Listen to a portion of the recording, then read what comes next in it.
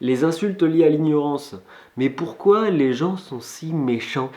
Pourquoi on insulte les gens comme ça, gratuitement? Mais on est complètement fou.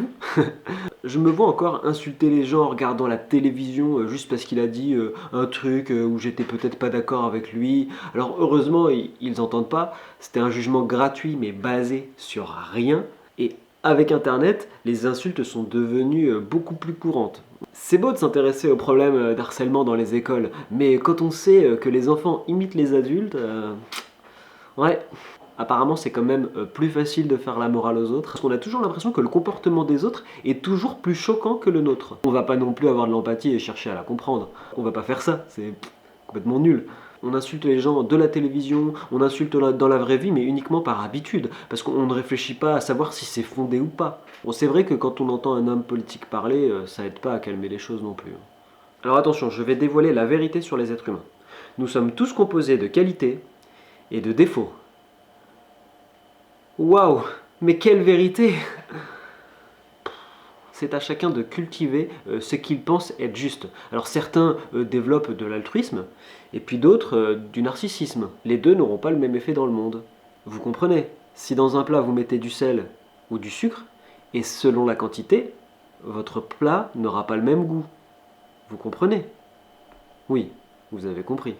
Dans une situation identique, on ne réagira pas pareil si on connaît la personne ou pas. La réaction est différente car on donne plus facilement des excuses à une personne qu'on connaît et on insulte plus facilement les gens qu'on ne connaît pas. Parce qu'on a du mal à se mettre à la place d'un inconnu.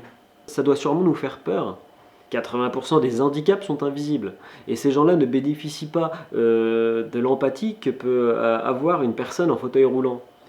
La dyslexie, la dyspraxie, les déficiences intellectuelles, ceux qui souffrent de surdité par exemple, et tout autre handicap invisible, tous ces gens-là sont souvent victimes de remarques totalement déplacées.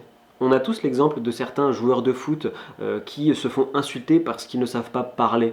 À un moment, Franck Ribéry se faisait insulter pour ses fautes de français dans ses discours. Dire que c'est un débile, ça me paraît peu probable, car quand on arrive à devenir footballeur professionnel, c'est très certainement une personne très intelligente. Hein. Donc soit il est dyslexique, soit il est timide, soit il a eu un parcours scolaire chaotique, ou peut-être même les trois en même temps. On ne peut pas le savoir, mais dans tous les cas, ça mérite pas de se faire insulter. Je... Qu'il y ait handicap visible ou non, ou autre chose, on pourra toujours trouver une excuse pour montrer que l'insulte n'est pas méritée. Mais il faut en avoir envie. Ah ouais. Alors pourquoi on insulte? Sûrement parce que ça demande un peu moins d'effort. Le nombre de cas où insulter les gens est justifié, bah en vérité je pense que c'est assez limité.